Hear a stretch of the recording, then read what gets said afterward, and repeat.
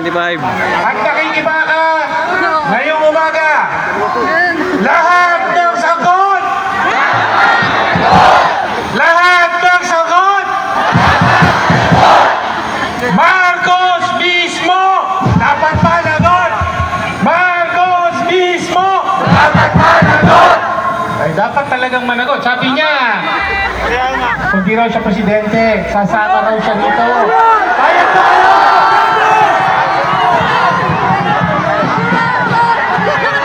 Dapat managot. Bakit dapat managot? Sa kasaysayan ng Pilipinas, ang pinakamalaking pork barrel po ay ang pork barrel ni Pangulong Ferdinand Marcos Jr. Umaabot sa mahigit ₱1 piso. Sa 3 taon na siya'y Pangulo, umaabot sa mahigit sa ₱1 trilyon ang inilaan para sa flood control projects pa lamang. Ganun po kalaki ang pondo pinabaha ni Marcos Jr.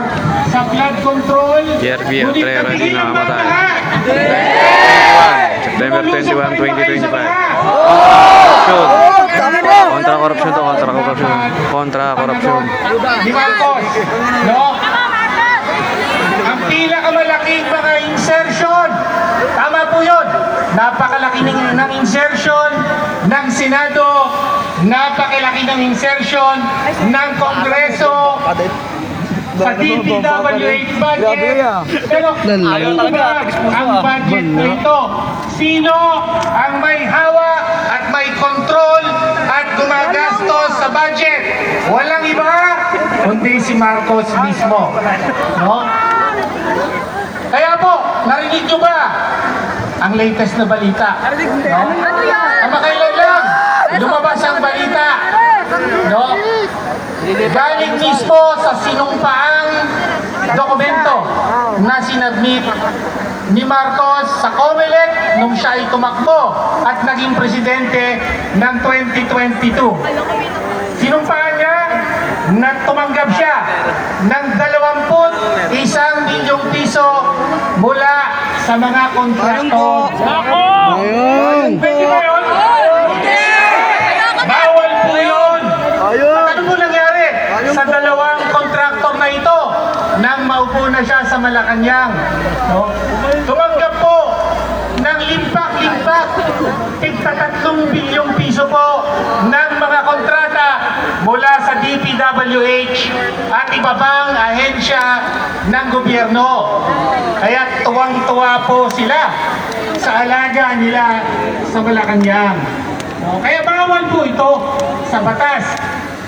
Bawal tumanggap ang sino mang kandidato ng kontribusyon sa kampanya sa panahon ng eleksyon. No? Alam niyo ba kung anong parusa sa mga kandidatong tumatanggap o tumanggap ng donasyon mula sa kontraktor ng eleksyon? Alam niyo ba parusa? Disqualification! Pagkatanggal sa pwesto at kulong. No? Kaya, sino po ang tumanggap ng 21 milyon na donasyon mula sa mga kontraktor? Si Marcos mismo. Sino po ang tumanggap ng donasyon? Si Marcos mismo. No? Sino ang dapat mag-disqualify sa pasosyal bilang presidente ng Pilipinas? Sino ang dapat mag-disqualify? Sino ang dapat mag-disqualify? Lahat ng sakot! Lahat ng sakot! Si Marcos mismo! Si Marcos mismo! Mabuhay po sa inyong lahat.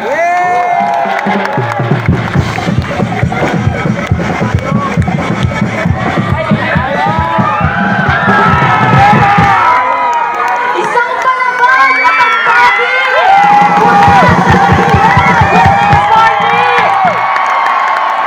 Ako si Sara Elago mula sa Gabriela! Hindi ito yung Sara na maraming confidential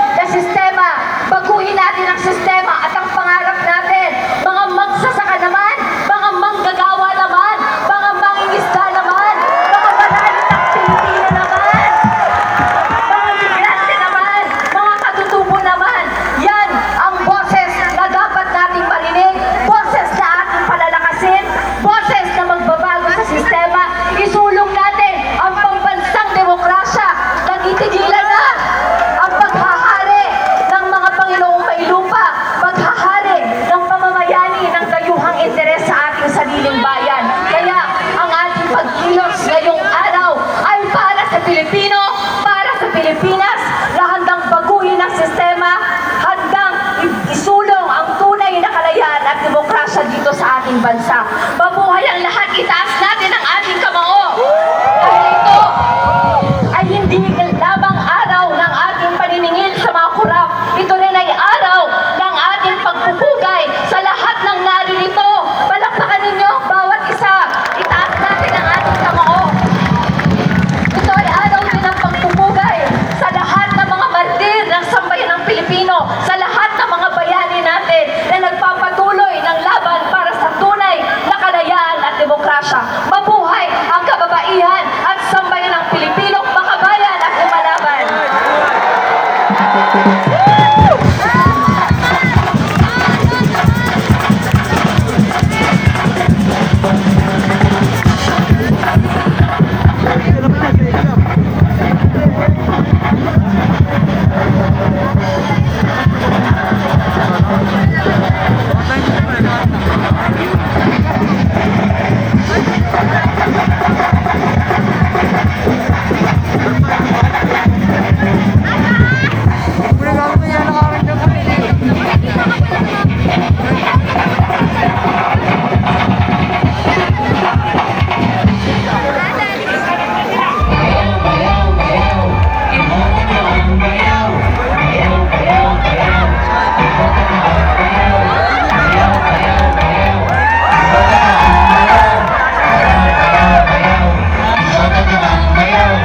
Huwag kakalimutan sa darating na halalan, number 69 sa balota. Bayaw, bagong alyansa, ayaw sa walang hiya. Huwag kakalimutan iboto ang Bayaw! Bayaw, bayaw, bayaw, iboto niyo ang bayaw. Bayaw, bayaw, bayaw.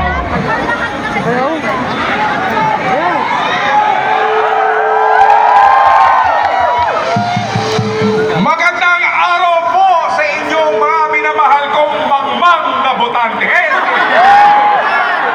Mga matatalino pala ng mga mamamayang Pilipino, kahit kailanman ay hindi nauuto. At bumuboto lang base sa sinisigaw ng puso. At 500 pisong ibinibigay ko noong kumpanya. Ako po ang nag-iisang Congressman Bayaw ng bagong alyansang ayaw sa walang hiya party. Ang naatasang magnanakaw para sa lahat. Gabi-gabi lang ngayon ang protesta laban sa mga kurakot sa gobyerno. Partikular na sa flood control projects. At oo, inaamin ko na Kailangan ko lang pinapangin ako. maglakad kasi ang sakit na talaga ng pako.